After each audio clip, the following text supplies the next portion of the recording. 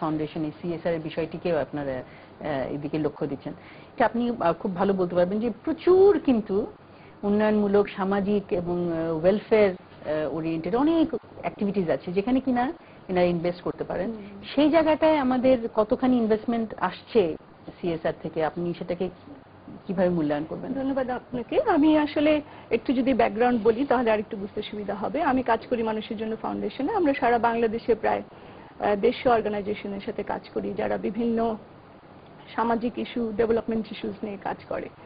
তো এখানে আমরা যখন প্রথম কাজ শুরু করেছি, আমরা সবাই জানি যে সিএসআর একটা নতুন ভাবনা, এটা খুব একটা বাংলাদেশে পুরানো না, কিন্তু আমরা যখন থেকে কাজ শুরু করেছি এবং আমরা কাজ শুরু করেছি 2002 সালে, এখন পর্যন্ত আস্তে আস্তে আমরা যেটা দেখছি যে বাংলাদেশ আসলে একটা সমস্যা সংকুল দেশ। অনেক ধরনের প্রবলেম আছে, আমাদের অনেক কাজ করার স্কোপ আছে, সেটা থ্রু এনজিওস কিংবা কর্পোরেট সেক্টর কিংবা সিএসআর যাই বলেন, অনেক ধরনের স্কোপ আছে। এবং আমরা যদি আরেকটু দেখি যে একটা ডোনার সিনারিও আছে যে কাজের কোথায় ফান্ডিং আসছে, কোথায় কাজের, তো সেখানেও কিন্তু আমরা দেখছি যে অনেক কিছুই সংকুচিত হয়ে আসছে।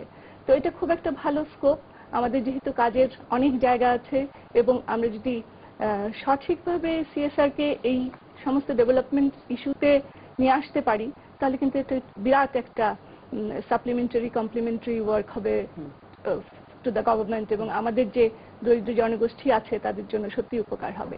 আসলে আমার মনে হয় এখন সময় এসছে যে এটা অ্যাওয়ারনেস ডেভেলপমেন্ট, মোটিভেশন, সেটা সব লেভেল থেকেই হওয়া উচিত, গভর্নমেন্ট লেভেল থেকে হওয়া উচিত।